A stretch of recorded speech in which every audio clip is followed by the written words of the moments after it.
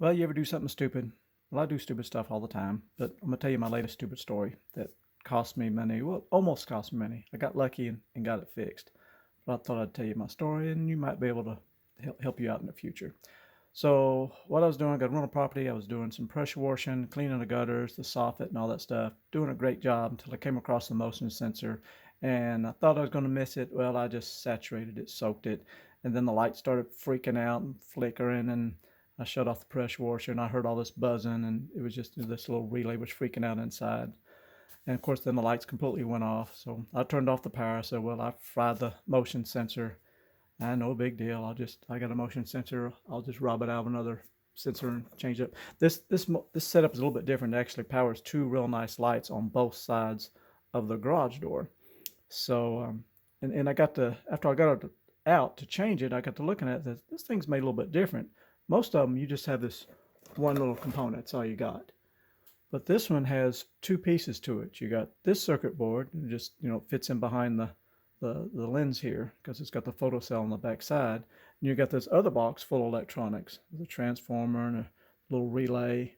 And I thought, well, that must be a little bit more heavier duty design. I got to thinking, well, this thing's about 15 years old. I thought, well, maybe if I can get this fixed, it might last a whole lot longer than what this new little cheap China thing is.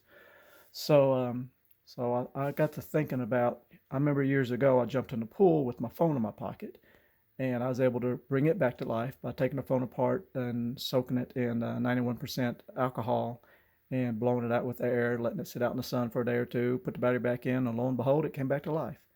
And so I thought, well, maybe I can do the same with this.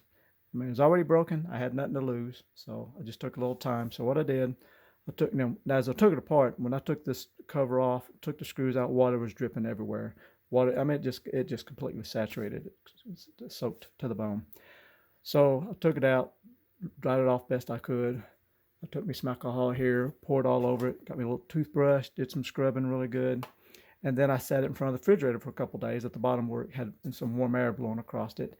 And I just now brought it down here to the garage. It's powered up right now, and you can see when I flip this up here, ta-da, it works. It comes on. I've just got it momentarily wired up, but it does work. I brought it back to life.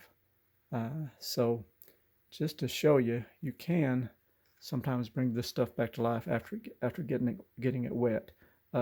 Because with water, I guess has minerals in it, and the minerals shorts everything out, freaks it out. In fact, I've seen videos where people have taken cell phones and put them in a glass of distilled water, and they'll continue to operate just fine because they don't have the minerals to shorts out all the electronics.